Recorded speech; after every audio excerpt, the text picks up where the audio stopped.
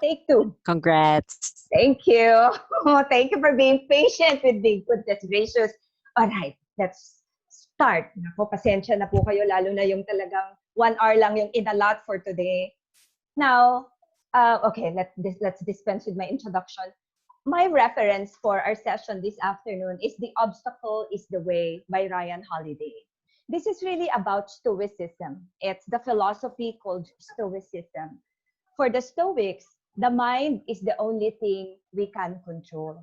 And I guess that if we really want to bloom in adversity, we need to adopt that philosophy as well. Because the philosophy says that we cannot control our emotions, but our reason and intelligence can keep them from ruling our actions. So the beautiful thing about Stoicism is that it's a philosophy that allows us to train ourselves to love life action by action, one decision at a time. Because sometimes we really do suffer one decision at a time as well. Di ba? Parang maling choice lang, kunyari, ng trabaho, ng mamahalin. Di ba? May hugot ba yun? Tapos, your life can go awry, from beginning to until you end it. So, that is why in Stoicism, we are taught that if something is not working, we really need to learn to let go. So, whatever we face, we have a choice.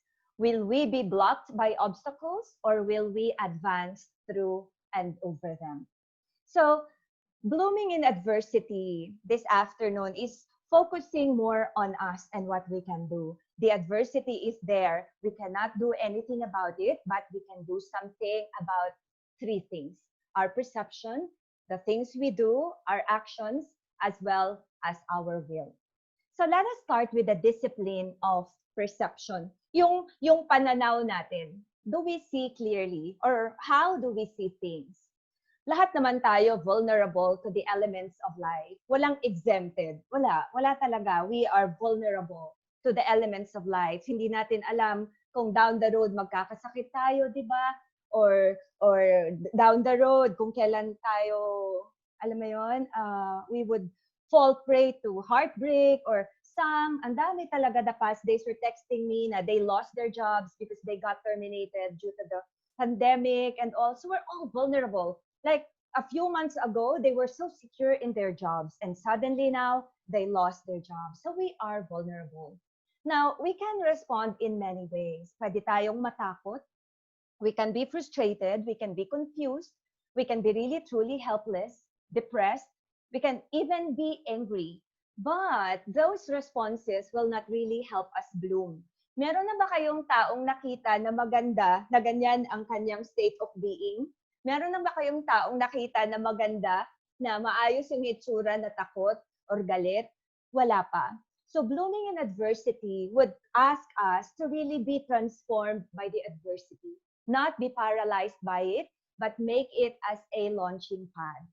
And as a launching pad, sabi nga ni Benjamin Franklin, whatever it is that hurts us can actually instruct us. Totoo naman, di ba? Minsan kailangan nating kailangan nating masaktan ng sobra paminsan, paulit-ulit, bago tayo matuto. So, school of adversity. Can we look at any obstacle, any difficulty as a school? Meaning that it can transform us. That in that negative situation, we get educated, we form a new skill set, or we can even build a fortune. So I think the beautiful thing about blooming in adversity is that, sabi nga sa Mulan, di ba? Rare and beautiful. Yung bulaklak that gets to bloom in adversity. So we're aiming to be rare and beautiful. Kasi mahirap tong pinag-uusapan natin. Mahirap siya, pero hindi naman siya imposible. So that is why, like oxygen to a fire, obstacles can actually fuel us. Di ba may mga iba sa atin na the more na pinipigilan, the more na nagpupursigi? Ayan. So, like oxygen to a fire, sana, whatever it is that we're facing or we will be facing in the future that we consider difficult, that we will be fueled in the process. The mindset can be, I can make this good. I think that's a better mindset than just dismissing it and saying, this is not so bad. Di naman to ganun kasama, okay lang. Di ba? It affects the way we feel. But if we say something like, I can make this good, di ba? Parang iba ka agad yung pakiramdam mo. Parang it lifts you up in the process. So, perception. Perception is a beautiful, beautiful thing. The way we look at things can be something that will be a source of strength for us. Now, I'll give you an example of somebody who really bloomed in adversity, Viktor Frankl. He was a Jew, a psychiatrist, imprisoned and tortured in the death camps of Nazi Germany. His parents, brother, wife, they all died in the camps or were sent to the gas ovens. And the thing was, he did not allow that adversity, even the looming possibility of death to stop him. In fact, while he was there, nangarap siya, he had a vision that if he ever gets out, and when he gets out, he'll be giving lectures, he will be writing a book. At yun nga, yung Man's Search for Meaning is one of the products of his stay there. So, just like Viktor Frankl, we can actually make our freedom to choose our attitude as one of our greatest strengths. Sabi nga niya, di ba, when we are no longer able to change a situation, we are challenged to change ourselves. So I think blooming in adversity would require us really to challenge to change ourselves. Kaso yun ang medyo mahirap, yung baguhin yung ating sarili. Kasi mahirap talaga, di ba? Lalo na we have set patterns and set ways already. But still, at the end of it all, one of our greatest freedoms is our freedom to choose our attitude. We can actually design our response given that attitude. Now, may mga iba na pag may stimulus, they respond, the default response. Pero may mga iba na kagaya natin who could bloom in adversity. Na between the stimulus and the response is our capacity to choose. To choose a beautiful, a more empowering attitude. That way, if we are able to make that choice, we actually live by design and not by default. Default kasi is, pag hindi maganda yung nangyari, magagalit ka, di ba? Pag hindi mo nagustuhan yung ginawa sa'yo, pwede kang magwala. Diba? I mean, the response is according to the stimulus. But if we live by design, we can actually bloom in adversity. So that is what we're calling ourselves to do. So how we see and understand what occurs around us and what we decide those events will mean, that is our perception. So hindi lang pala yung nakikita natin at yung nauunawaan natin ang mahalaga, kundi kung ano yung meaning na binibigay natin. So like for example, if something happens to us and we don't like it, and we put the meaning na pinagkakaisahan talaga ako, or hindi na talaga ako mahal ng Diyos, it dampens our spirit, right? I mean, hindi ka ganado masyado. But somehow, we can actually make our perception a source of our strength, not a source of weakness.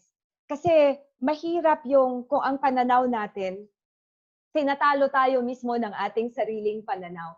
So how can your perception be a source of strength? Kunyari, wala ka pa naman masyadong ipon ngayon. A source of strength is saying that it's okay.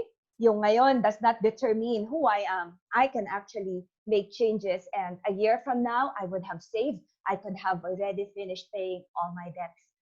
I think it's a good thing to have that kind of a perception. That could be a source of strength for you. Itong pagsubok na to, itong pandemic, it actually can bring out the creative in me. It can bring out the most resilient in me. Ilalabas nito yung tunay na tatag ko, yung tunay na galing ko bilang Pilipino. So that is the beautiful thing about us trying or deciding, not trying, to bloom amidst adversity. Remember that everything we hear is just an opinion. It's not a fact. So the others there, they really scare us. Kaya nga ngayon, di na ako nagbabasa ng mga posts about the negative things that are happening in the world. I'm aware of it, but I do not have to follow it, because at the end of the day, opinions of others can actually impact us if we allow them to. So everything we see is a perspective. It is not the truth. Pananaw lang yun. It is not the truth.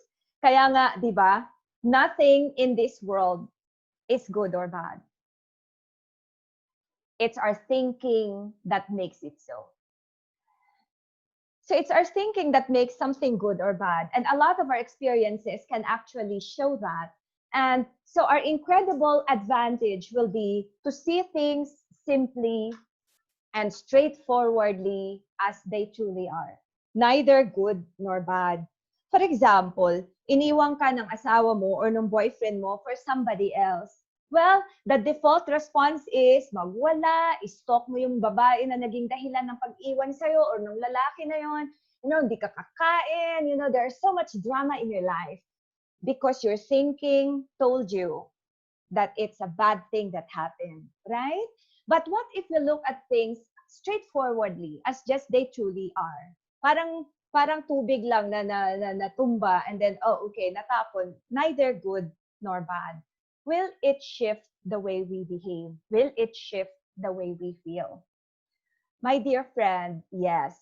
Normally, the stories we tell ourselves, if we say something is good, it affects the way we feel. If we say something is bad, it affects the way we feel. And that is why we need to decide what story to tell ourselves. ERO daw, sabi ni Jack Canfield, ERO yung formula. Event plus response equals outcome. So, ERO. Now, the thing is, the event, what you see, what you hear, given yan. Given. Nobody can change that, right? But, the thing is, yung susunod doon, sa nakita mo, sa narinig mo, yung kasunod nun, sa'yo na yun. Sa'yo na yun. The event, the fact, we cannot do anything about that. We can whimper, complain, pray to high heavens, na please let this not happen to me. But the story you tell yourself, this is a bad thing. And the feeling you have afterwards, sa'yo na yun. But the problem is, the story you tell yourself affects your actions and your results. So, it would serve as well to tell a different story. To tell a different story and not stories like this na, I am so inadequate, I am so helpless, naku, wala na dito, paano na ako dito, I lost my job, I'm so angry, I hate my company. I was just talking to somebody the other day at sinasabi niya, napaka-unfair ng kumpanya ko. Pagkatapos niya akong pakinabangan, hindi man lang nila ako bigyan ng allowance for terminating me. People are now thinking of their entitlements. But then again, if we change our story, what's our story? They have their own fears. Maybe we can try to be more compassionate of others. So, yan ang unang challenge natin sa ating sarili. If we want to bloom in our adversity, maybe we should start checking on the quality of the stories we tell ourselves. How do you know if the story is the right story? It is the right story if it evokes positive feelings in you of hope, of courage, of resilience, of love. Pag hindi, pag medyo lumungkot ka, sumama loob mo, naging bitter ka and depressed ka, yung kwento mo, medyo kinulayan mo ng sobra, ginawa mo siyang masyado kang naapi dun sa sarili mong kwento. Ayan. So, the way we tell our stories, even to ourselves, matters. Alam niyo ba na maraming tao daw yung mas malambing pa sila, mas polite pa sila sa pet nila or sa ibang tao kumpara sa sarili nila. There are times that we are so harsh towards ourselves na konting flaw lang, na nagagalit tayo sa ating sarili and we speak words that we wouldn't even utter to a stranger. So, be mindful of that as well.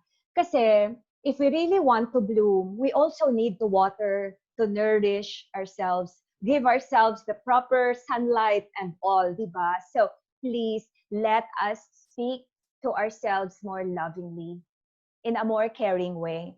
I cannot hear you now, but could you please just tell yourself, I actually like me. Can you do that? Can you actually tell yourself, I like me? Ayan, yes, the others. Sure. Oh, that's good. That is so wonderful. I do not know who are now here with me. Ayan. So for those who came in a little bit late, thank you so very much for making it. I hope the others would get to make it as well later. I think they're still upgrading their Zoom. Inabot sa May 31 na May 31 na tawag dito, na deadline for the old Zoom. Okay.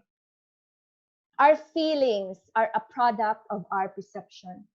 And because our feelings are so indicative of, paano ba? Indicative talaga yung pakiramdam natin minsan doon sa correctness of our choice. Mind you, my dear friend, before, when you made a wrong choice, kunyari, may pinasaringan ka, may pinaringgan ka, meron kang, basta, hindi maganda yung ginawa mo, in your deepest heart of hearts, mabigat, alam mo yun. Alam mo yun. Kaya nga, hindi pwedeng magsinungaling ang pakiramdam. Your words can lie. You can actually shield yourself with words. You can use the brightest, nicest words, but your feelings will always tell you the truth. So you can hide from all of us, but your feelings will never lie to you. Kaya nga, pag na-guilty ka, di ba, pag nahiya ka, alam mo na may masama, may hindi magandang nangyari, or may hindi ka magandang nagawa. Now, Tony Robbins provides us with a very beautiful shift in perspective. Sabi niya, what if everything in your life, including the most painful and traumatic events, was happening for you and not to you? I think it's a very beautiful shift na pag pinaniwalaan mo to and you live every day with this mindset na, oo nga, no, what if everything that has ever happened in my life, including the most painful, including the most traumatic, what if they were all serving me? What if they were all gifts to me? What a beautiful shift. And when you shift your perception that way, gagaan ang pakiramdam mo. Even the loss will become a blessing. Even the breakup will become a source of a smile for you. Kahit yung investment mo na niloko ka ng kaibigan mo, it would release you from the resentment, from the anger. Because now somehow you're wiser and you'd realize na hindi ka naman talaga pinabayaan ng Diyos. Ako dati, I've had a lot na parang, friends would borrow, friends would ask me, come on, Cris, invest. And because they were my friends, sige, okay naman ako. And then, I lost my money. And at first, I was just so bitter. And now that I'm a lot older, I adopted this philosophy na what if all of those things that happened to us did not happen to us to make it more difficult for us, but they happened for us, serving us. So I hope that, my dear friend, that could be an attitude that we can use, that we can have in trying to bloom in adversity. Ayan, alam mo, sabi nga ng mga Stoics, choose not to be harmed and you won't feel harmed. Don't feel harmed and you haven't been. So I think the beautiful thing about this is that when we choose not to be harmed, we choose to retain our power to design our own life every day. I'll give you an example. Si Rubin Hurricane Carter. At the height of his boxing career in the mid-60s, he was wrongly accused of a horrible crime he did not commit, a triple homicide. He was convicted for 3 life sentences, and it was a dizzying fall from the heights of his success and fame. I cannot just imagine how difficult it must have been for him, no? Na innocent ka, but you were convicted for 3 life sentences. But you know what? He told the warden and the guards that, I know you had nothing to do with the injustice that brought me to this jail. So I am willing to stay here until I get out. But I will not, under any circumstances, be treated like a prisoner because I am not and never will be powerless. So I think that is the beautiful attitude of a Stoic na siguro hindi rin niya alam na Stoicism yung ina-apply niya na philosophy. But can you imagine that, dear friend? Put yourself in his shoes. Can you imagine what strength a person can have na kaya niyang sabihin yan? At di lang sabihin but really live it inside the prison. He declined to surrender his freedom that was innately his, the freedom to choose his attitude. Kagaya rin siya ni Viktor Frankl. Alam nyo, he refused to rage. Every waking minute was spent reading. He made prison a workshop. In fact, he wrote his autobiography, The 16th Round, while in prison. Can you imagine that? You know, the thing that is beautiful about this is, wait lamang ha, I will just have to,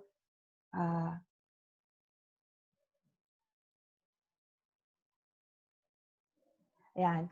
Sorry, I should have a co-host next time. Okay, can you imagine? He turned prison into a workshop. While in prison, he studied, diba? Inaral niya yung case niya. It must have been really difficult. It must have been really frustrating. But he turned prison as his school. He turned it into his school. He strengthened himself in the process. Now, dito kayo maa-amaze. It took 19 years and 2 trials for him to overturn the verdict. 19 years. Imagine yourself being in prison for 19 years for a crime you did not commit. Can you?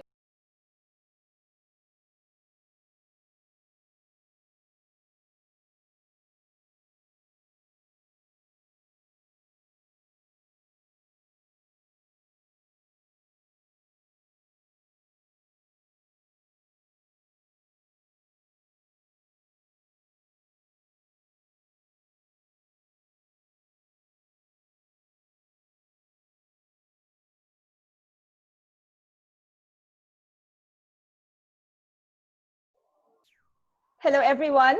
Sorry. Can you give me a sign of your beautiful life? Just to make sure that you can hear me now. Can you hear me? Wala na naman sila.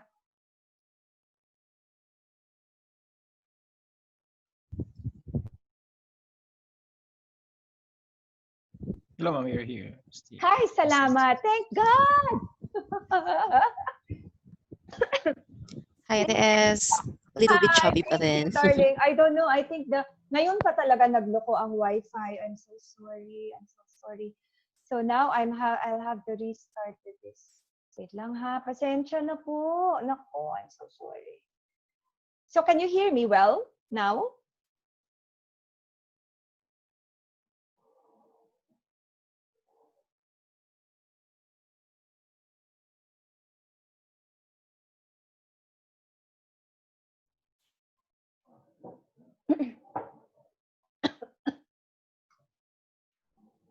I am so very sorry, dear ones. I am so very sorry. I am so sorry, really. Okay, can you hear me again? Zoom keeps restarting because of my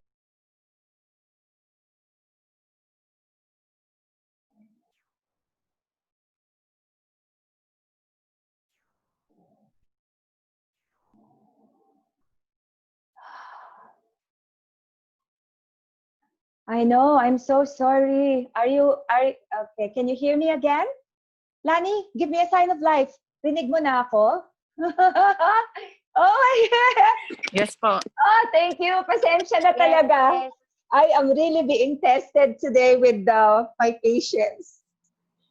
Ngayon lang nangyari to. Ngayon lang nangyari to. Pasensya na. Ngayon lang nagkaroon ng unstable connection ako while in a Zoom meeting. Wala ulit, nawala.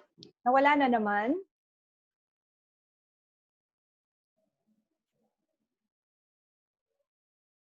Hello?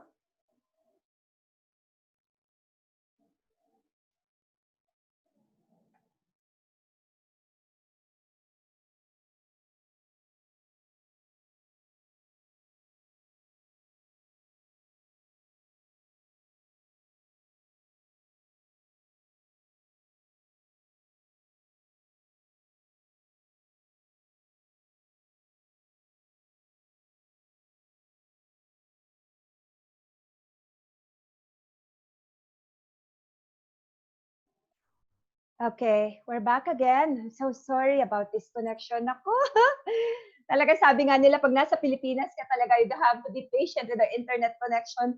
We have a friend who's joining from New Zealand. Hi, Deep. Hi, nako, I'm so very sorry about this whole thing. Can you hear me? Yes po. Ay, salamat. Okay, now let's continue. I hope it doesn't restart again. Okay.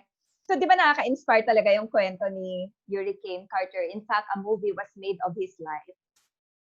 And the beautiful thing, I think, about this stoicism is, sabi nga nila, if you want to have an empire, rule over yourself. And it's so true. It's so true. Kasi what is our default response? The default response is always to get angry, to be upset, di ba? To, alam mo yun, lahat ng negative, to be jealous, to be envious, ganyan. So that is why let us try ruling over ourselves. Now, I have a question for you. Does getting upset provide you with more options? You can type in your response. So I can also breathe. Kanina pa ako nininervyos.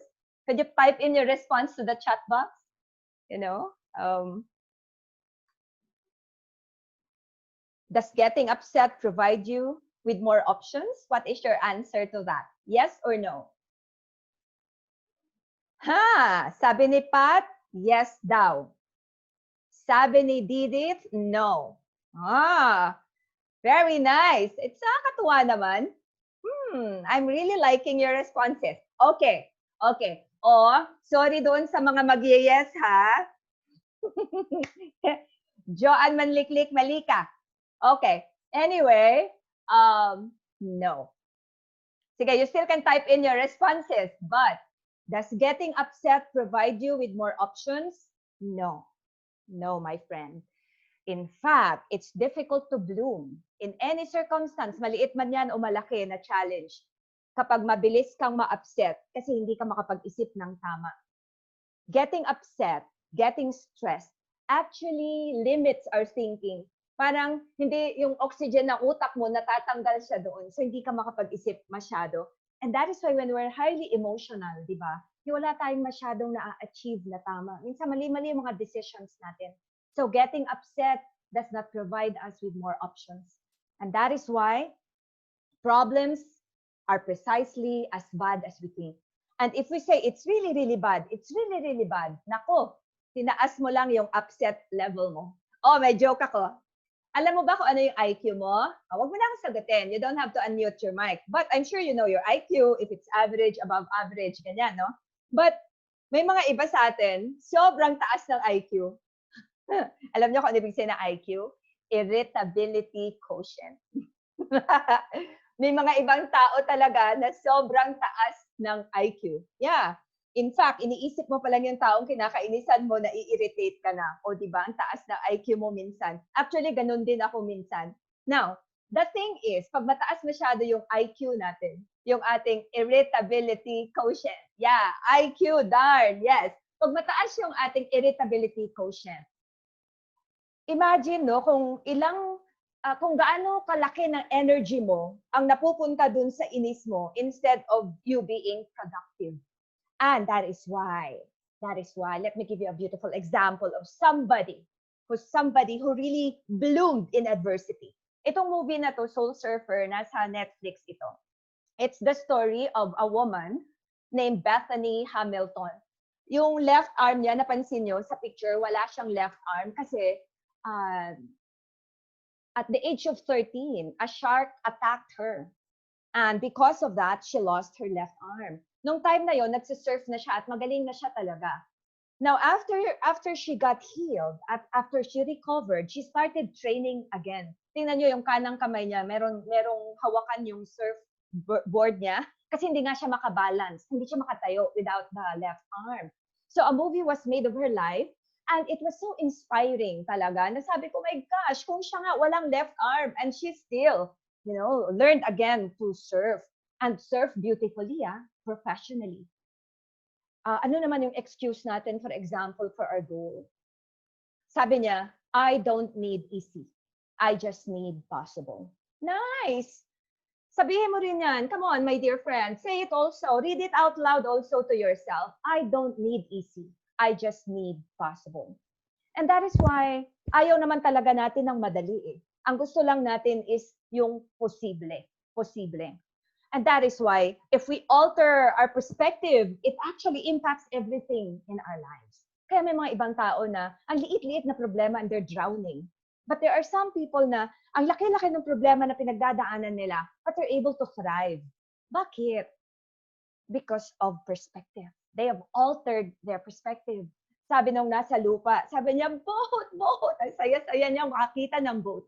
Sabi nung nasa boat, land, land.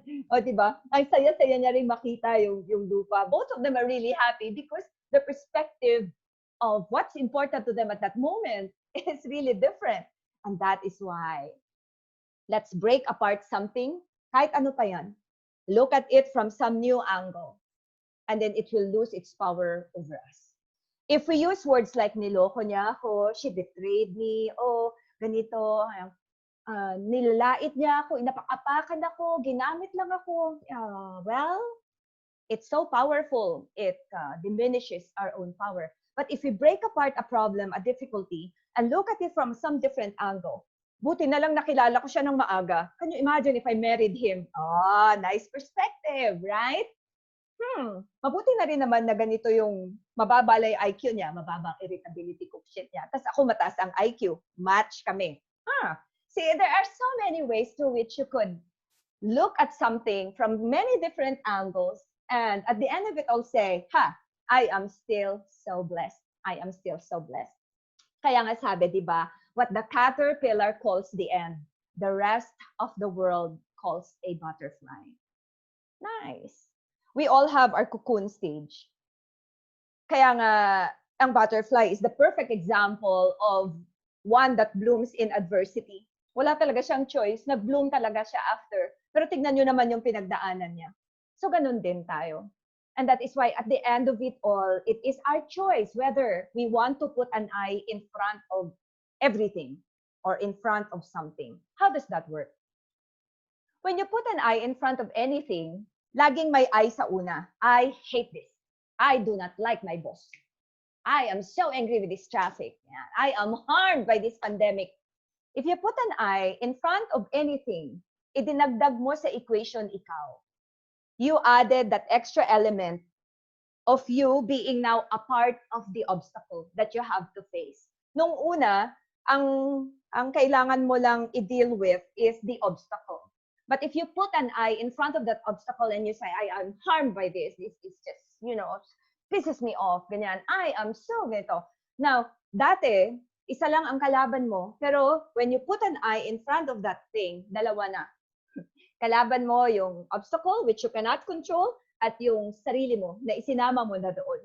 So, the battle becomes a lot harder if you put an eye in front of that something. Kasi minsan, mahirap kalaban ang sarili. Mahirap kalaban yung ikaw mismo, ang perception mo, tinatalo ka na sarili mong perception. Now, for us who are driving, or for those of you who are just observing people who drive, pag nag-stoplight na red, we just stop. Nako, unstable na naman ang connection ko. What's happening now? Sana hindi na mag-restart, please God. Ayan. Now, if you see a stoplight na red, you just stop. No contest, right? That is the beautiful attitude there. And that is what it's being called for. Can you imagine if, kunyari, you in front of a red stoplight, tapos nag-red siya, kung kailan tatawid ka na, tapos inaway mo siya, binusinahan mo yung stoplight, at sinabi mo, no, how dare you, nagmamadali ako. How could you do that? Pati ikaw matatawa ka sa sarili mo because you would say, what's happening? What? What's that? Kasi, at the end of it all, your friend, lahat naman ng nangyayari sa atin is something that is beyond. It's beyond our saying kung kailan siya or kailan siya mangyayari. Like a stoplight, swerte mo pag laging green yung dadaanan mo, but there will always be times na red yan. So that's why you do not put an eye in front of the experience of a red stoplight and you say, I am harmed by this red stoplight. No, you don't. You just stop. So, what if we adopt that same attitude? Na we do not take things personally. Not his words, not her words, not what they did. Ikaw ang dapat na ma-promote, kaya lang sa iba binigay, di ba? Hindi ka man lang iningkrisan, 10 taon ka na. And it poisons you emotionally if you keep taking it personally. Di ako ina-appreciate. Ganyan. Now, it's like putting an eye in front of that something, or like getting angry in front of a red stoplight. Bloom in adversity requires us to enjoy that huge freedom that comes when you take nothing personally. Ayan. I know of somebody na, grabe, kahit anong sabihin sa kanya, pinaringgan na siya sa personal, pinaringgan pa siya sa post, ha? Sa Facebook na post, pero wala, nakangiti pa rin siya. What great freedom and great joy to see na may mga tao talaga who refuse to take anything personally. So can you do that, dear friend? Let's bloom in this adversity and in the coming adversities in our lives by refusing to take anything personally. Because if we take anything personally, we are actually eating emotional poison. Parang nilalason natin ang ating sarili. So, can we die events with our own color? Yes, we always do. Kaya nga, sabi ni Anay Nin, we do not see things as they are. We see things as we are. Meaning, maganda ang mundo pag okay ka.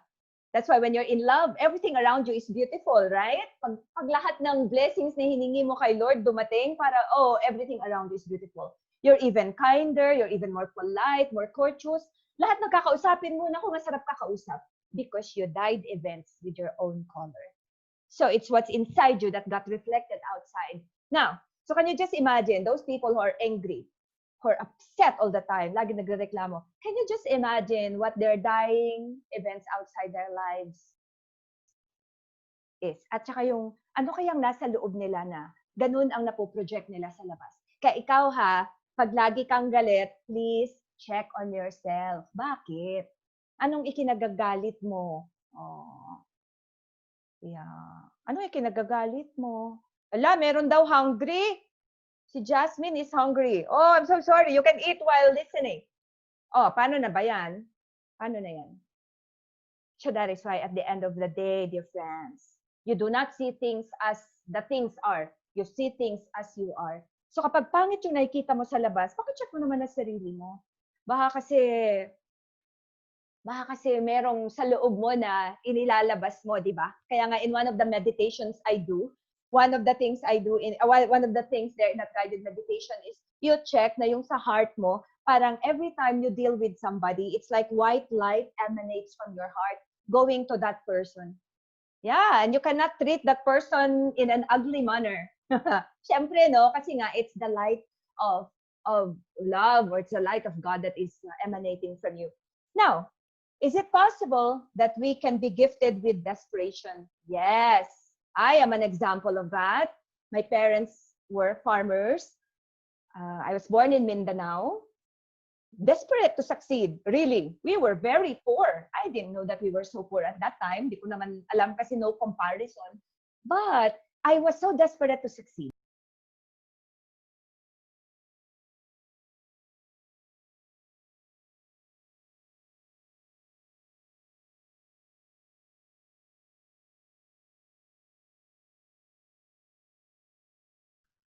Thank you. You're back again. Forgive me. Maybe I should stop my video. Maybe it will help. Let's see. Okay. I hope that this one works. Now, we were talking about the gift of desperation.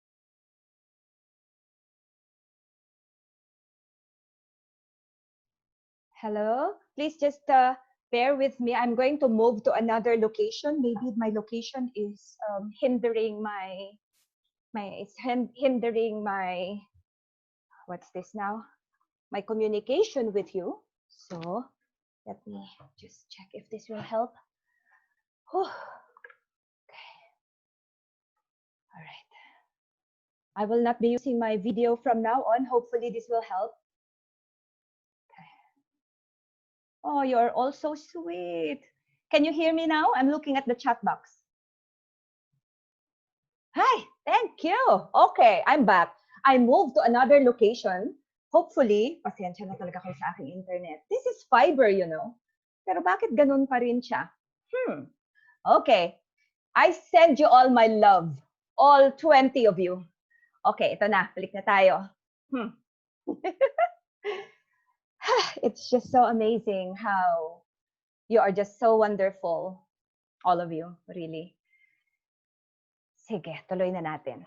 Now, you just have to type yes or no, but ikaw din ba, is your success a product of desperation on your part to succeed, to make it? Yung career mo, yung marriage mo, yung health mo, for example. Ikaw din ba? Yun bang na-enjoy mo ngayon? Is that also a product of your desperation to succeed? I'll wait for your answer. Yes or no lang. Yes or no.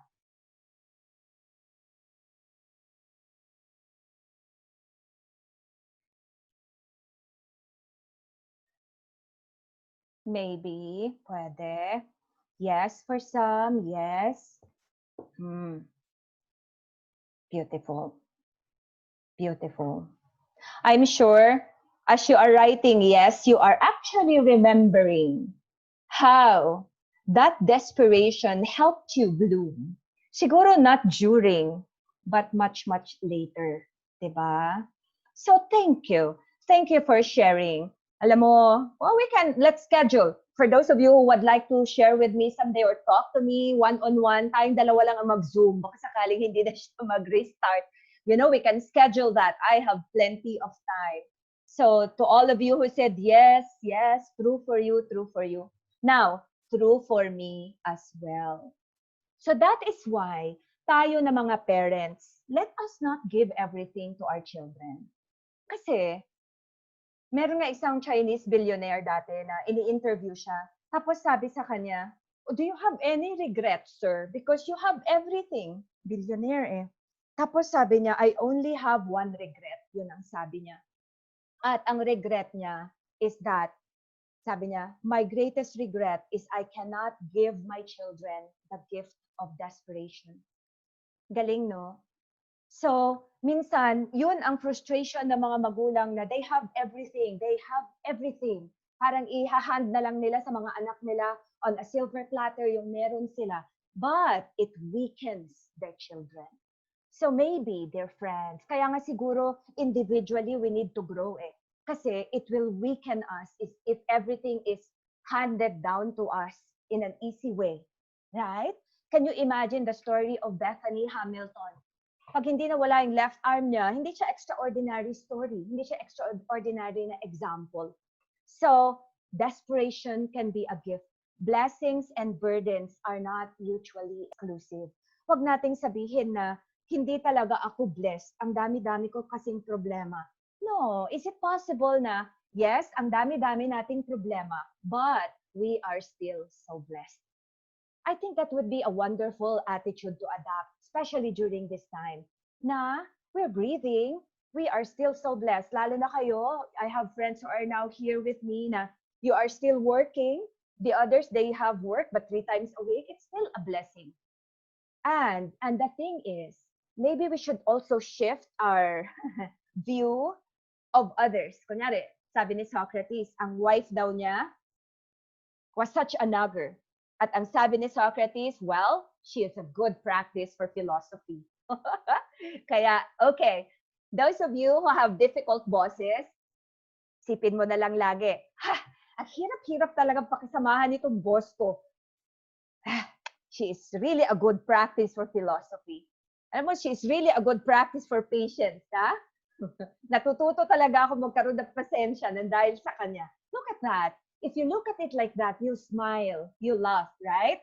But if you look at your boss and let her or him ruin your day, can you imagine? Can you imagine how it will affect your entire day and your entire performance? Yes, Nick Vujicic as well. Yes. You can watch his videos. Also very inspiring. Grabe. Yung philosophy nila. So actually, it all boils down to philosophy. If you want to bloom in adversity, it will all boil down to your philosophy. What is your philosophy? Sabi nung iba, Cris, ano ba yung philosophy na yan? You know, I don't have time for that. But actually, if we don't have time for philosophy, mas mahihirapan tayo to navigate through life. Kasi parang wala tayong guide eh. Parang wala tayong lighthouse. So maybe it's perfect time for us to check on our philosophy, on our life philosophy, para para kang barko ba na meron kang lighthouse. So the worst thing that could happen to us is not the event. The worst thing that could happen to us is the event and losing our head. Yes, yun bang may nangyari na nga na hindi maganda, na hindi mo kontrolado, and then you lost your cool pa, you lost your calm. Hindi ka pa nakapag-isip, nagwala ka pa. And those moments, they are not retrievable. Maraming mga tao na they could no longer retrieve what happened. So, live by design. If it is out of our hands, it also deserves freedom from our mind. Beautiful, isn't it? If it is out of our hands, it deserves freedom from our mind as well. And that is why a clearer head makes for steadier hands.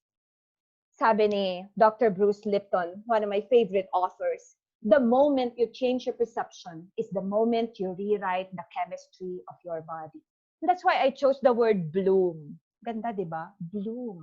Pag babae ka, tapos sinabihan ka na, oh, grabe, blooming ka. Hindi ka pwedeng magalit, right? Pag lalaki ka at sinabihan ka na blooming ka, huwag ka pa rin magalit, di ba? Limited lang yung vocabulary niya. Ang ibig niya sabihin talaga, gumagwapo ka, nagkakaroon ka ng abs. pero parang pag sinabi sa'yo, oh, you're blooming. Oh, it changes the way you feel.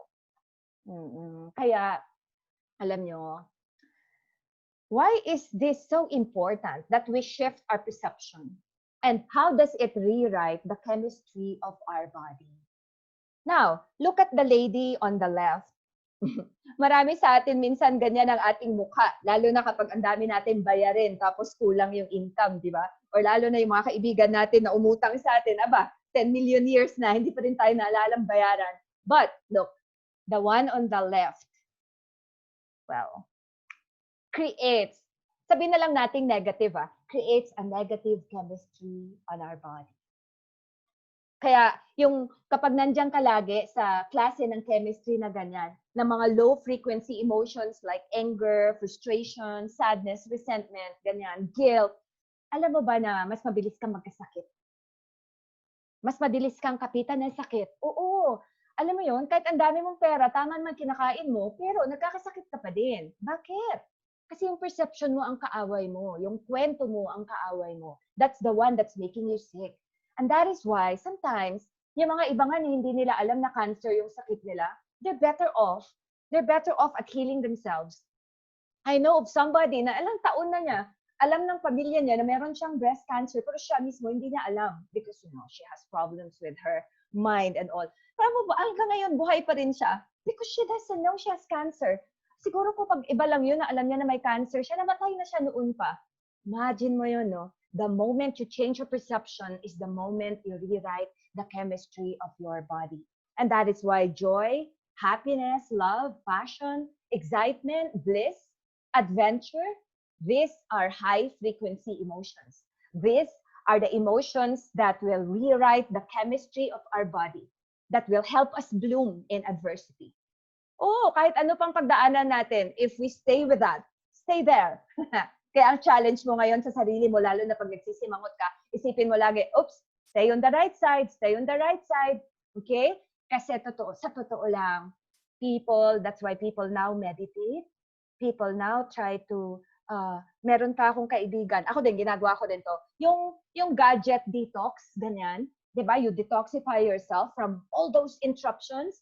Alam nyo, they are able to experience better sleep. So if you want to bloom in adversity, wag yung mukha sa left. Dapat yung mukha sa harap. Ayan. Okay, bago ko pa ma-miss yung messages, let me just look at them. Yes, your thoughts affect your health. So true, Ray. So true. Your thoughts affect your health. In fact, sabi nga, your thoughts can make you ill. Pwede kang magkasakit dahil sa thoughts mo. But your thoughts can also make you healthy, can also make you well. True. Thank you for that, Ray. Sabi ni Jasmine, mataba pa nga po, puro kain. Oh, no! Naku, pag-uusapan natin yan mamaya. Naku, physical health is the same as mental health. That is so very true. So very true. Ayan. Others do not have hope in this situation. I am grateful we still have work. Nakakakuha pa ng SSS Ayuda. Thanks for our accounting full of patience from Jasmine. Yeah, that's true. You're very blessed. You're very, very blessed.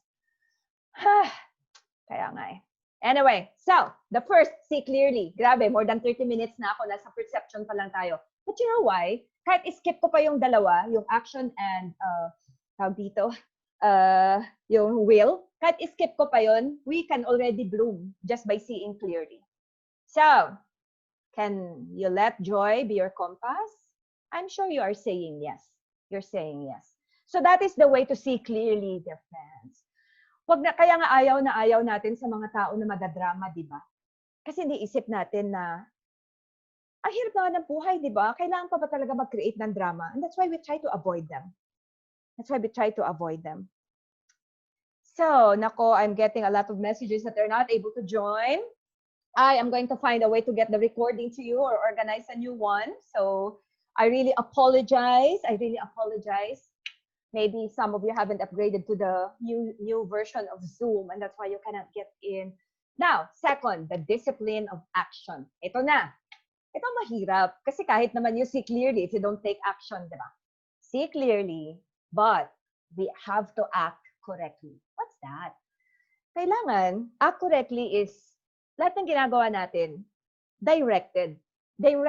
Everything must be done in the service of the whole. Na lahat ng ginagawa natin serves our purpose, serves our goal. Like if you're in the company now, lahat ng ginagawa mo serves the objective of the company. So that is why right action equals directed action. And that is why at the end of it all, action really requires courage. Kasi hindi naman lahat-lahat talaga take action eh. There are so many people out there who are in their comfort zones, comfort zone relationship, kasi 10 years na daw sila, sayang naman, diba? Comfort zone careers, they don't want to try something new kahit na pa yun talaga yung passion nila because action requires courage. Kaya lang sabi nga ni Vincent van Gogh, what would life be if we had no courage to attempt anything? Kaya courage. One way to bloom in adversity is to have courage. Kasi nga, intention without action is useless. So, courage. Courage to attempt something. Sabi nga ni Theodore Roosevelt, let us rather run the risk of wearing out than rusting out. Nice, right? Let us rather wear out than rust out. Imagine mo, may talent ka pero kinakalawang yung talent mo kasi hindi nagagamit. Malungkot yung ganun, di ba? Na parang ang dami-dami mo sanang pwedeng ibahagi sa mundo. Kaso, ang problema, ikaw lang ang nakakaalam na may ganun kang talent. Nag-rust out na lang siya. Ayan, ang lungkot naman. So, let me share with you this very wonderful quote by Theodore Roosevelt, the man in the arena. If we really want to bloom in adversity, let's get on the court. Let's be in the arena. And let us choose the arena. Kasi hindi ka naman pwedeng napakarami mong arena na pinaglalaroan, di ba? So as I am reading this, I want you to think of the many times you were in the arena. And give yourself a pat on the shoulder na, oh, ang galing ko talaga. I was that woman. I was that man in the arena. Sabi ni Theodore Roosevelt, it is not the critic who counts, not the man who points out how the strong man stumbles or where the doer of deeds could have done them better. The credit belongs to the man who is actually in the arena, whose face is marred by dust and sweat and blood, who strives valiantly, who errs, who comes short again and again, because there is no effort without error and shortcoming. But who does actually strive to do the deeds, who knows great enthusiasms, the great devotions, who spends himself in a worthy cause, who, at the best, knows in the end the triumph of high achievement, and who, at the worst, if he fails, at least fails while daring greatly, so that his place shall never be with those cold and timid souls who neither know victory nor defeat. Beautiful, isn't it, my friend? It's not the critic who counts. So, ayaan mo sila, whatever it is that they say, pero ikaw, you got on the arena. Na sugatan ka, you put your heart into it, nasaktan ka, but you were in the arena. You fell in love, Your heart was broken. You tried to fall in love again. Your heart was broken again. Okay lang. At least you got there on your arena. You fell in love. You acted on that love. Sabi nga dito, you failed, yes, but you at least failed while daring greatly. So, ikaw din. I know. The fact that you chose to attend this, well, you are not an ordinary person. Kasi kapag ordinaryo ka, you wouldn't even be attracted by this topic. But you are not a timid soul. You are not a timid soul. You know why? Because you know both victory and defeat. There were so many times that we were defeated, that we failed, that we cried, yes. But we have also tasted the sweetness of victory, the sweetness of success. And can we do it from now on? Let's be deaf to the critics. Alam niyo tong kwento na to, yung iba sa inyo, alam niyo to, merong frog na maliit na they had a contest, they had to climb this parang maliit na mountain for frogs to climb. And they had this contest, and then frogs were shouting, ang liit-liit mo, how could you even finish? Ganyan. But this little frog kept on jumping, ganyan. And the fellow frogs down sa sidelines were saying, ay, ang liit-liit mo, you're so weak, you could never finish this race. But that small frog kept on jumping until it reached its goal. It reached its finish line. Now, the thing was, in interviews with frog, let's just imagine that the frog can really speak. Tapos sabi niya, what is the secret for your success, frog? Ang galing-galing mo naman. You won. Ganyan. The others all gave up, but you won. Tapos yun pala, that frog was deaf. Oh, di ba? Minsan, nakakatulong talaga maging bingi. Di ba? Nakakatulong talaga maging bingi. That is the frog in the arena. Kaya nga, maraming tao sa sidelines will tell you, naku, wag mo nang simulan yung business na yan, baka malugi ka. Naku, wag ka na nang mai-inlove ulit, ang tanda mo na. Di ba? I mean, people will tell you, you just stay there. It's better that you're safe. Yeah. But, at the end of the day, ano naman ang saya mo pag nasa gilid-gilid ka lang, watching others live? So, can you give your commitment, please? Type a yes, give me a thumbs up. If from this moment onward, you are going to be the man or the woman in the arena. Not minding the critics, but you will be a doer of deeds. That you will be actually there in the arena, marred by dust and sweat and blood. You will strive valiantly. Ano ngayon kung mahirap sa simula? Lahat naman tayo nahihirapan sa simula. In fact, our very birth was a very difficult beginning. Diba? But we survived that. We were so blessed. You will come short again and again, sure. But there is no effort without error and shortcoming. Strive to do the deeds. No great enthusiasm. Sabi nga nila, enthusiasm came from the word entheos, in God. Kaya nga, if you're so enthusiastic, pag ganado ka, it's as if God lives in you. God is alive in you. So, please, screen capture that, Google it later, print it, or put it on your phone where you can easily access it. I have it on favorites. I-favorite mo siya so that during those moments when life is hard, during those moments na parang ang hirap-hirap talaga umusad, ang hirap mag-bloom. How can I bloom? I can hardly breathe.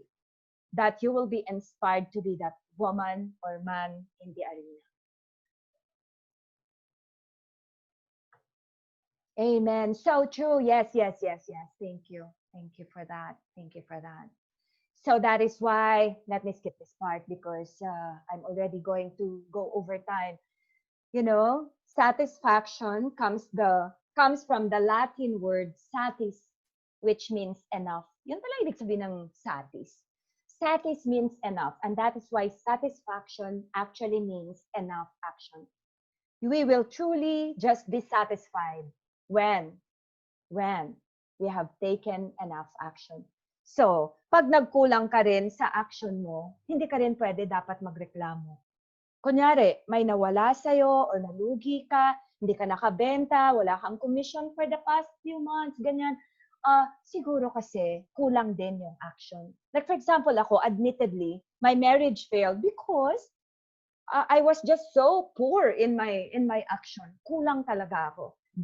In dire need of action. So that is why, dear friends, that should be our goal, to bloom with satisfaction. And remember, you always get what you tolerate. What does that mean? Pag tinotolerate mo yung paglaki mo, yung pagtaba mo, tapos ina-adjust mo lang yung pantalon mo, then you will always keep getting that same result. Diba? Pag tinotolerate mo yung habits mo that are not helping you, then you'll always get the same result. You will always get what you tolerate. And I always tell this to those people who I coach na, kunyari, we shifted to other topics. So for example, your husband is mistreating them, the husband has a mistress, ganyan. And I always say, well, he does that always because you keep tolerating it. So, dear friend, let's make a resolve. Blooming in adversity means keeping boundaries, telling even ourselves that this is not to be tolerated. Extra rice, that is not to be tolerated.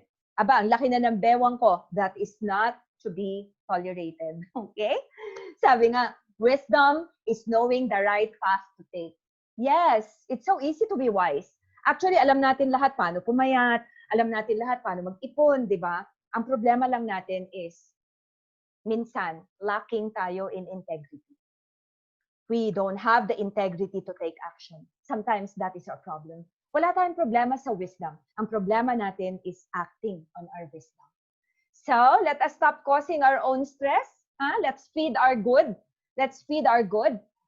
Every time you eat or drink, you are either feeding disease or fighting it. So true. So true. Kaya nga, nako, bato-bato sa langit, ha? Sana nga, nung ECQ, hindi naman tayo lahat tumaba. Sana some of us develop better habits to take care of our health. Ayan. Pero ito naman, bakit kaya na yung choice that feeds disease, bakit kaya yun ang masarap? I think that is the challenge for us. to really accept that fact, that those things that help us bloom are the things that could be distasteful at first, like exercise, ganyan. So, you decide. Yan ang ating yan ang ating challenge. Are you okay with me overtiming? I have to ask for your permission because I only asked for an hour and I think I only have 20 minutes from the time we started. Oh no! Ano na pala ako? Lagpas na ako ng 1 hour. So, can you give me permission if I should? Okay lang to overtime? Oh, thank you so much. Okay, good. Now, if you have a commitment, feel free to leave. Feel free to leave. I wouldn't be hurt. Hindi ko siya gagawan ng kwento na, oh my God, she doesn't like me, doesn't like me. I wouldn't create that story. So if you have another meeting, just leave. It will not at all hurt me or disrupt the others. All right? Okay. So you decide. Oh, actually, mahirap talaga gawin yan. Mahirap talagang piliin yung hindi masarap, pero mas makakatulong sa atin. Mahirap talaga. Kaya lang, sisingilin din kasi tayo.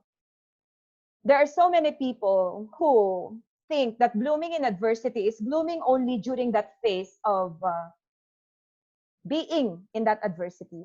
But actually, dapat wala siyang time frame. Hindi dapat tayo maging masinop lamang sa paggastos ngayong may ECQ, di ba?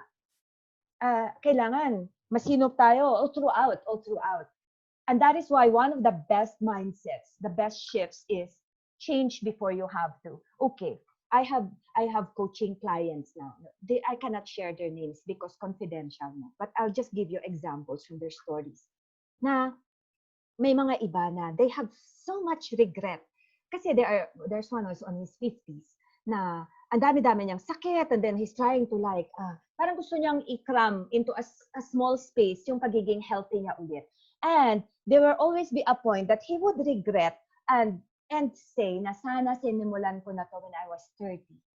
See? Kaya ikaw, bata ka pa, change before you have to. Unahan mo na. Kasi pagdating ng araw when you're 50, 55, 60, babaguhin ka rin naman yan. So unahan mo na. Someday there will come a point when your doctor will tell you that, oh, you have to stop eating pork, your cholesterol is so high. There will come a point when that will happen. So let's change before you have to. That is why we need to ask ourselves, are our habits serving us? Because our habits can compound for us or against us. Parang investment lang din. Na yung habit mo can compound for you, especially if you start early. And that is why those who would like to invest, for example, like yung mga insurances with investment, better that they start young. If they start when they're older, wala nang masyadong panahon mag-compound yung investment nila. Ganun din yung habit mo. If you're already 60 and that's the only time you're starting to eat well and exercise, parang ang dami mo nang kailangang i-reverse kasi nag-compound na siya. So that is why you do not decide your future. You decide your habits and your future. No. And your habits will decide your future. Nice, no? Totoo naman, hindi mo naman talaga pwedeng pagdesisyonan yung future mo. But you can decide your habits now and your habits will decide your future. So I hope that will encourage you to check on your habits. I read lately the book Atomic Habits by James Clear. If you want me to email you the ebook Atomic Habits, type in the chat box later your email address, and then I will email the ebook to you. This is a powerful book, really. Alam nyo, sabi niya, good habits make time your ally. Bad habits make time your enemy. So true. So true. Kaya nga, sabi niya, many people think they lack motivation when what they really lack is clarity. Kaya kailangan klaro talaga tayo sa kung ano yung gusto natin. Now, you've heard of the kailangan being muna before having. You've heard of that often. Kasi may mga tao daw na they want to have this, have a new house, have a car, have this much money. Ang focus nila is what they want to have. And then they work from there. No, baliktad. Baliktad daw. Which I agree on. I don't know if you agree. Pero baliktad daw. Magsimula ka sa loob. Mag-decide ka muna. Ano yung identity mo? Who are you really? Who do you want to be? You start from there. Tapos palabas. And then you develop habits based on who you are. Like for example, you declare that you are healthy and that you are vibrant, that you are financially free. So you declare that as your identity. And then your habits will flow from there. That is what James Clear suggests. Wag daw tayo magsimula doon sa I want to have this beautiful body and then you're so fixated with that when in fact magsimula ka muna sa self-esteem mo. Diba? Na I am a beautiful human being. I need to take care of myself. Ganyan. So with outcome-based habits, the focus is on what you want to achieve. But with identity-based habits, the focus is on who you wish to become. Nice, no? Nice. So that is why let's start with identity-based habits. Kaya nga, yung mga affirmations, laging I am, di ba? I am calm, I am peace, I am love, ganyan, I am forgiveness. Hindi na sasabi na, I want to have this. Wala, laging identity-based. So, what if, for example, you want to shift your identity? Let's practice. Kunyari, inalok ka na sigarilyo, ay naninigarilyo ka, and you're trying to quit. There are two responses there. You can say, no thanks, I am trying to quit. Or you can say, no thanks, I am not a smoker. Nice, no? Doon sa pangalawang sentence, you have shifted your identity already. Doon sa una kasi, pag sinabi mo na, no thanks, I'm trying to quit, sabihin sa'yo na, ano ka ba? Trying lang naman eh. Bukas ka na ulit mag-try. Kaya yung mga iba, hindi pumapayat. Alam niyo bakit? They haven't shifted their identity to someone who's healthy. Bakit? Pag sinabi na, alika, samgyup tayo, tapos sasabihin lang niya na, ayoko, nagda-diet ako, I'm trying to lose weight. Ano sasabihin sa'yo, ano ka ba? You're still trying eh.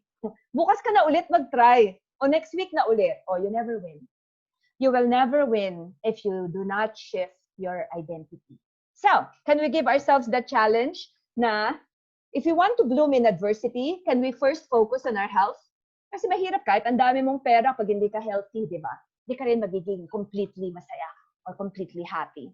So, how would the best version of you, ask yourself this, how would the best version of me spend? How would the best version of me save, eat, exercise, choose my time wisely? How would I stay at peace? How would I relate to people? Etc., etc., etc. Then you start from there. Because you start from your identity na the best version of me, okay? takes care of my health, and takes mindful of my expenses, loving in my relationships. Diba? So you always start from there.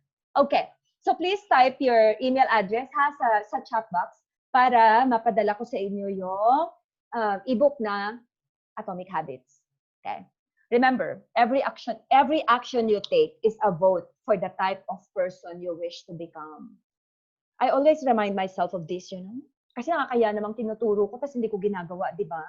So there are times when, I already designated days in my week na hindi ako magkakarne, hindi ako mag-sweets, hindi ako magkakanin. I already designated it. MWFS, ganon. Now, there are still times I cheat, but at least most of the time, I get to follow it because I tell myself every action I take is a vote for the type of person I wish to become. And that is a person who, when I reach this age, for example, that I would still be healthy. So I hope you do the same. True behavior change is identity change. Baguhin mo na yung identity mo. Huwag mo nang sasabihin na, naku, ang hirap kasi, hindi ko talaga kaya yan. Naku, wala talaga akong disiplina pagdating sa pagkain. I cannot live without Coke. Really? Really now? Diba? Sweet tooth talaga ako eh. Oh, so hindi ka ba pwedeng ilimit mo lang sweet toothness mo? Diba? I mean, you really have to change that identity. Then everything will flow from there. Yan. So, dear friends, actions tell the world what is important to us. Our actions tell the world what is important to us. Not just the world. Your own actions tell you what is important to you. So that is why, if you check on your day, kunwari, itong buong araw na to, saan napunta yung araw mo? For example, syempre, fruitful tong time natin. But the rest of the time, ano ang nare-reveal nung ginawa mo tungkol sa'yo? Because if you only watch Netflix, K-drama, di ba, nakataas yung legs mo and all, is that really the best version of you? Yeah, you have to ask yourself that. Mindful always of the vote you are making for yourself. Yan. At, kaya ba natin? Of course, yes. All the greats we admire started by saying, yes, let's go. Yes, I'll do it. So, I hope that, you are saying yes. And, ito sabi nga, go over, go under, go through. But you should always try. Kaya nga sabi nila, don't give up, di ba?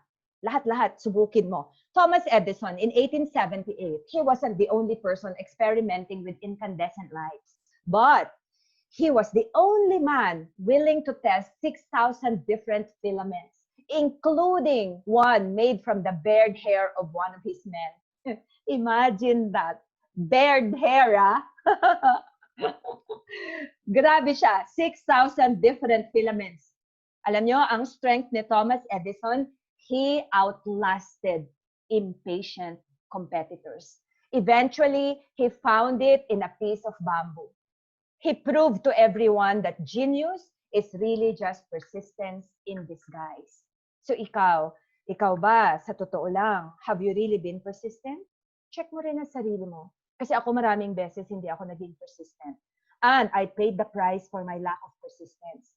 Kunyari, nag-try ka talaga masyado na ayusin yung diet mo para pumayat ka. You want to be healthy for your children. Pero, naku, lumaki ka ng lumaki. Hindi ka naging kagaya ni Thomas Edison. Hindi mo sinubok lahat. Hindi ka naging persistent. Natalo ka ng sarap ng pork chop. Natalo ka ng sarap ng binagoongan, di ba? Natalo ka nila. So, let's regain our composure and be ready again to bloom with persistence. This is my favorite quote on persistence. The art of love is largely the art of persistence. Isn't it true na pag mahal mo, hindi mo susukuan? Totoo yan. Pero pag hindi mo mahal, pag hindi ganun kahalaga sa'yo, so easy for you to give up, right? To let go, to surrender, to raise the white flag. So, i-shake mo yung hand mo. Come on, shake your hand for having been really persistent. Alam ko naman Alam ko, because ganun din ako, that you have persisted in many aspects of your life, and that is why you are who you are today. Sabi nga ni Thomas Edison, when you have exhausted all possibilities, remember this, you haven't. Yeah, lagi ko rin yan tinatandaan. Na pag sinasabi ko sa sarili ko na, oh no, my gosh, yun na, I'm running out of options. Alam niyo ba kanina, nung hindi kayo makakonect sa Zoom, iniisip ko, no, siguro I should just cancel this, I should just set another schedule. But then I was thinking, ano ko, paano yung mga iba na nag-set talaga ng time, ganyan. So, I was panicking and people were messaging me. There were so many of you. Tapos hindi ko na alam kung ano yung pupunahin ko sagutin. And really, at the end of it all, thank God that we tried to exhaust the possibility of waiting, of making it work. So, try mo rin yun, kaibigan, na huwag mong sukuan yung mga possibilities mo until you are happy with what you are having or you are being. You know, this is one beautiful thing about blooming in adversity. Let's channel our energy. You know what? Pag daw gigil na gigil tayo and we really want something too badly, we can be our own worst enemy. Ay, matotoo yan. Kaya nga, some people, they get to their goal faster. They get to that which they really want with a happier state of being. Alam niyo bakit? Kasi hindi sila yung talagang gigil na, galit na. Alam niyo yung, yes, magpursige tayo, pero pwede bang pursigido and at the same time joyful in the process? Kaya nga sabi nila, it's not a destination, it's a process, whatever it is. Could be happiness, could be relationships, but let's channel our energy to being the best you now. Sabi nga, think water, be like water. Alam mo, the most non-resisting element I know is water. Kahit saan mo siya lagay, kahit ano gawin mo sa kanya, hindi siya talaga nagre-resist. Pwede mong pakuluan, pwede mong ibotel, pwede mong gawin kahit ano. It won't resist. When dammed by an obstacle that is man-made, water can fuel power plants that run entire cities. Think water, be water. You know, you can be hardened by adversity or you can bloom and be beautiful if you just allow it. Now last, thank you for your patience. Now, we are down to our last discipline, the discipline of the will. Perception and action are disciplines of the mind and the body. So yung pinag-uusapan natin ngayong hapon talaga focuses on all aspects of blooming. So perception is of the mind, action is of the body, but will is the discipline of the heart and the soul. Nice, no? So ibig sabihin, if we really want to bloom in adversity, 4 na bagay. We take care of our mind, our body, our heart, and our soul. Now, ito, pwede na, tama naman yung pananaw mo, tama naman yung kilos mo, you were in the arena, you were always in the arena. Umiiyak ka na, pero you were still in the arena. But you still fail. Is that possible? Yes. I have had a lot of people talk to me in my radio program, Winner Ka Pinoy, 7 years already. Hindi ko masabi sa inyo, gaano kadami yung mga nakakausap ko who text me. They've done everything they could, but they failed anyway. Dito papasok yung will. We have to be willing to roll the dice and lose. We have to prepare ourselves for none of everything we tried to work. Diba? Si Thomas Edison nga 6,000 times, diba? Kailangan matuto tayong tanggapin na there are just some moments in our lives na the best thing we can do is just to let things go. To let him go. Hindi ka na niya talaga mahal eh. Let go na. Yan, yung habit mo na yan. Kahit gaano kasarap, kahit gaano ka-satisfying. But it's causing you your illness. It's causing you the disrespect of your team. Let go na. Learn to let go of what is not working to stay close to what is sacred. I have let go of so many friends, dear to me at first, all because they were keeping me away to what is sacred in me, like trust, like integrity, like love, like friendship. So my dear friend, if in your life now, may mga bagay ka na you cling to them because you want to have them in your life, but they no longer nourish you. They cause you pain. At ikaw mismo, pati yung respeto at pagmamahal mo sa sarili mo, nawawala na. You are kept away from what is sacred. You don't even pray anymore. Maybe tonight when you sleep, maybe think, maybe it's time to let go. Maybe. Sabi ni Epictetus, circumstances do not make the man. They only reveal him to himself. Yes. And you know what? Epictetus used to be a prisoner. No. He used to be a slave. Worse than a prisoner. Slave siya dati. Third philosopher. Imagine mo. Sabi niya, your circumstances do not make you. Don't make the circumstance an excuse.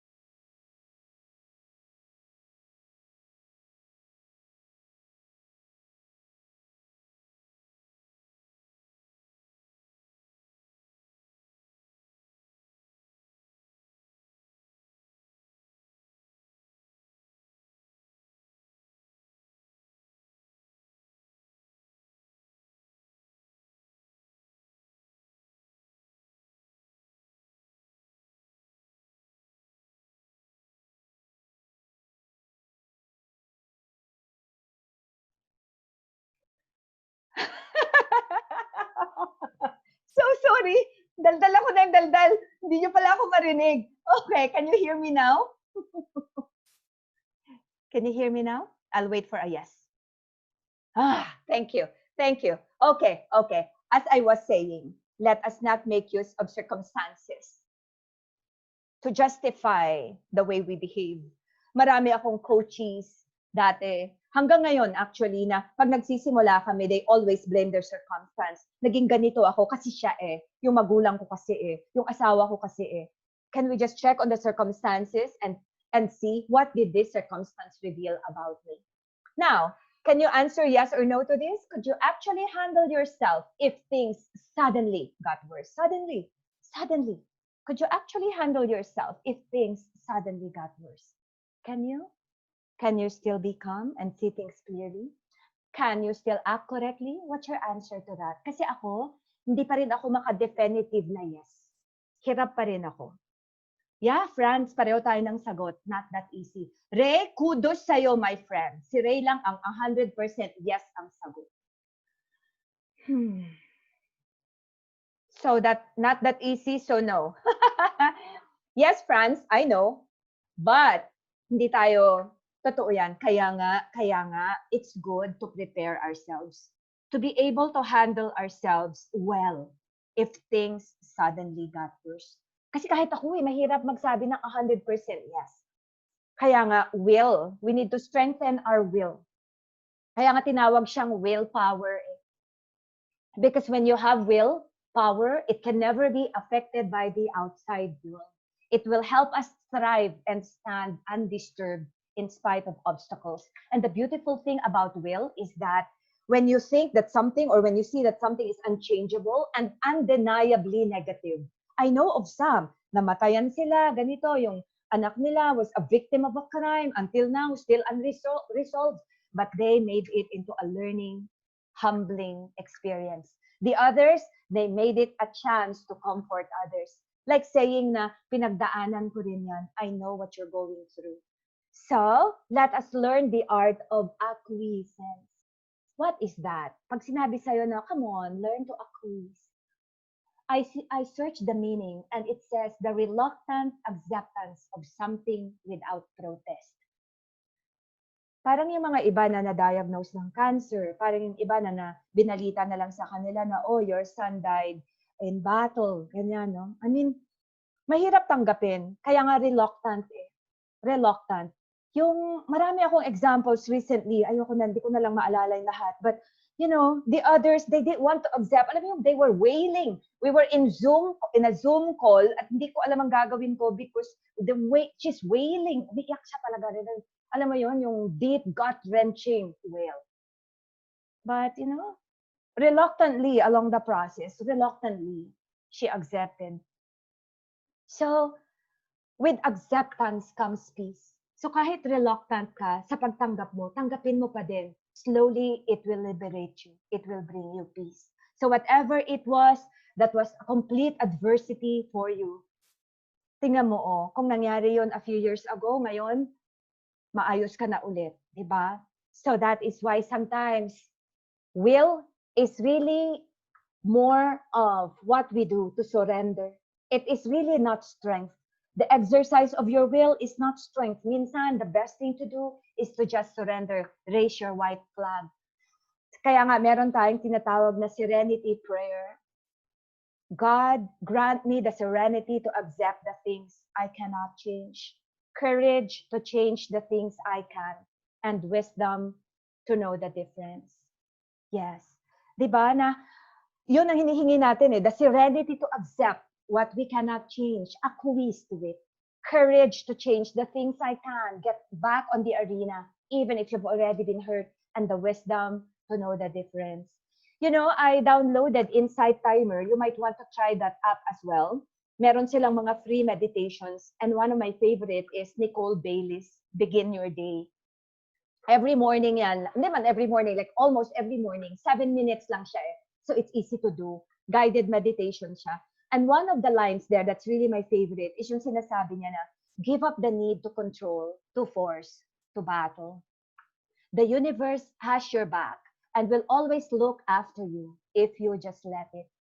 It will orchestrate everything you need if you just let it. Ganda, di ba? Alam mo, yun ang lagi ko na lang binabalik-balikan if things are difficult. My connection is unstable again. Hopefully, we don't restart again. So can you do that as well? Give up the need to control, to force, to battle. Kasi karamihan talaga ng problema natin, yung hinaing at hinagpis natin, comes from the fact that we want to control results. And sometimes we want to control others. And we want to force a certain result. And I hope you try that as well. Sabi nga nila, di ba, man plans, we plan, and God loves. Kaya nga minsan, we can just say, Inshallah, God willing. And God willing actually says, if nothing prevents it.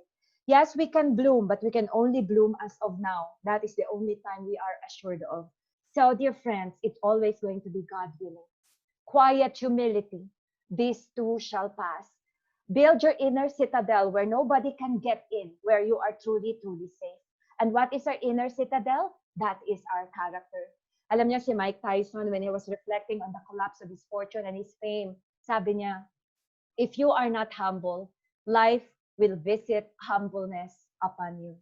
So true, right? Sana wag nating hintayin yung point na humbleness will visit us. Na talagang magkaroon pa tayo ng experience that will really humble us because that would really be more painful. Now, one of the things I do for my strategic planning workshops is a pre-mortem. What is pre-mortem? It's mitigating by anticipation. Now, imagine you are now, for example, 30 now at this point. You are now 30 years old. Pre-mortem is, imagine you're 60 years old talking to your 30 years old self. At sinabi ng 60-year-old self mo na, Ray, ano nangyari? Bakit ang taas-taas ng cholesterol ko? Bakit ang taas ng blood pressure ko? At bakit yung waistline ko sobrang laki? Bakit hindi tayo healthy? That is pre-mortem. Kasi, kaya siya pre-mortem because you are trying to mitigate by anticipation. You are actually trying to understand the range of potential outcomes. In companies, what I do is that it's the end of the year. It's the end of the year and you failed. You did not reach your target. What do you think happened?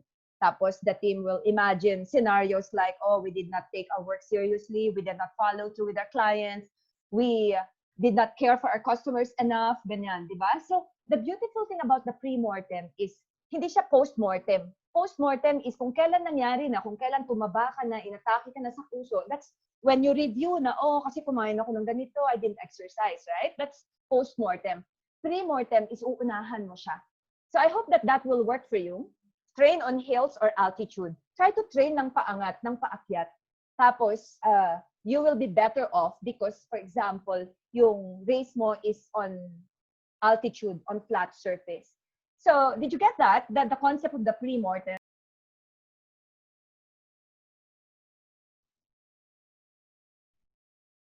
I lost you all again. I'm so sorry. What is happening with the internet today? Wait. Ito. Yan. Okay. Patience, patience. Ayan. Okay. So, did you get what pre-mortem means? Because this is so powerful. Did you get what pre-mortem means? I mean, did you get to that point when I explained pre-mortem? Did you hear it? Yes? Okay. Thank you, Ray. Thank you. Good. Wonderful. So let's try to do a pre-mortem. Yung kumpanya, it will always take care of its pre-mortem. Kaya nga may strategic planning ang mga kumpanya eh. Ang problema, sa sarili natin buhay minsan, kulang tayo sa strategic planning. So ako, I always do that. Na, I want my 70-year-old self telling me at my age now na, oh, Cris, thank you for taking care of yourself. Buti na lang, hindi ka kumain ng ganito, ganyan, masyado. So now, at least I still can walk. Wala pa ako arthritis. Ayan. So, let's do that still, ha? Ayan, pre-mortem. You know, sometimes the only answer to what if is, it will hurt, but I will be okay. Kasi marami kang mga scenarios na, what if ito mangyari, then I will do that. What if I cannot report to work, then I will just work from home. May mga ganong sagot eh. Pero may mga times talaga na wala na. Wala na. Wala ka ng option pa. Kasi hindi mo kontrolado yung isang factor eh. Like another person, for example. Like life, for example. Like somebody's death, diba? So hindi na natin siya maibalik sa life eh. So you can just say, it will hurt tremendously, but I will be okay. I'll be okay. Kaya nga sabi, diba? Yes, let's hope for the best, but prepare for the worst. Be fit for defeat or victory.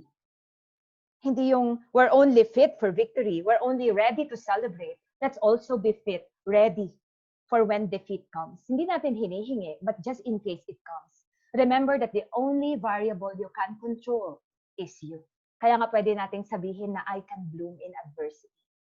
You know, Thomas Edison, in the 1960s, he was eating dinner and somebody knocked on his door at sinabi sa kanya na, "Sir, your factory is on fire." And they went to his factory where all his prototypes and his experiments were housed. And then he saw this big fire. At sabi niya dun sa anak niya, son, go get your mother and her friends. At yung anak niya was surprised. Bakit? At sabi ni Thomas Edison, because they will never see a fire like this again. Galing, no? They will never see a fire like this again. Thomas Edison did not whimper, did not cry, did not complain, did not try to save anything. He just said, it's all right. We just got rid of a lot of rubbish. So sana ganun din yung maging attitude natin sa buhay na, it's all right. We just got rid of a lot of rubbish. We don't get to choose what happens, but we can always choose how we feel about it. And the Stoics call that practice amor fati. Amor fati is love your faith, want nothing to be different. Laging in-example yan, yung kay Thomas Edison na yan, tungkol sa amor fati. And amor fati is something like this. My barn having burned down, I can now see the moon. Nice, right? Di ba? Ang ganda. Parang yung iba. Oh, okay. I have this one counseling before. Oh, she was so heartbroken. Ayaw niya na mabuhay. Ayaw niya na huminga dahil nawala ang boyfriend niya. Okay. And then, you know what? After a few years, she texted me again. She called me again just to tell me na, Cris, finally, the right one came. See my barn having burned down. I can now see the moon. Nice, nice. So, amor fati. Amor fati. Love your faith. Love your life. I am a few minutes to closing, and I am so grateful to all of you for staying. Please write your email address on the chat box for me to send you the ebook, including a copy of this PDF, the one you're seeing now, so you can have it as your reference. If you are an HR person, you can also share this with your team. All right? Ayan, so that this doesn't go to waste. You can always, send it to others without my permission. Why persevere? Well, kasi behind a mountain is more mountains. Wala namang quota sa pagsubok. Hindi mo naman pwedeng sabihin kay Lord na, Lord, kumuta ka na, masyado na akong maraming pinagdaanan, awat na please, dear God. No. Behind a mountain is more mountains. So persevere. Persistence is a matter of action and energy. Kaya nga yung mga taong persistent, alam mo talaga na malalakas. They are full of energy. Yan, kaya pa. But there's a difference between persistence and perseverance. Perseverance is a matter of will. It's a matter of endurance. Persistence is a matter of action, of energy. Can we be both? Yes. Yes. Pero laging yung perseverance ang higher level. Kasi ito, sumuko na yung iba eh. Pero ikaw, nag-persevere ka pa din. Let's love like the sun. You know, the sun never says to the earth, you owe me. And look at what happens with a love like that. It lights the whole sky. Sabi yan ni Hafiz. Mahirap pero alam mo yun, you are suffering, you're in a difficulty, you have an adversity yourself, and then you still have to love like the sun. Yeah, but that's part of blooming. And the blooming that comes from within. And I hope that we taste the gift, the everyday gift of life, the everyday gift of breathing, of family, of the opportunity to still enjoy whatever it is that is in front of us. Mahirap man yan o hindi. Di ba? For me, I think the best opportunity for us is to be alive and to really give back of that blessing of being alive. Now, let me close with a story. There's this one man who came across a spring water, a source of spring water, tapos naglagay siya ng tubig doon sa kanyang canteen. He was very happy na sabi niya, I want to let my master taste this fresh spring water. Dadalhan ko siya. So he journeyed for a few days to go to his master. At sabi niya, nung dumating siya, Master, I collected some spring water for you. I hope you would like it. At tinikman ng master yung water, nadala niya, at sabi ng master, oh, thank you, this is really delicious. Ganyan. So the student left with a happy heart kasi napasaya niya yung teacher niya. Feeling niya, hindi na sayang yung ilang araw niya na travel para lang dalhan yung teacher niya ng tubig. And then the master asked another student to drink from that same source of water sa canteen na yun.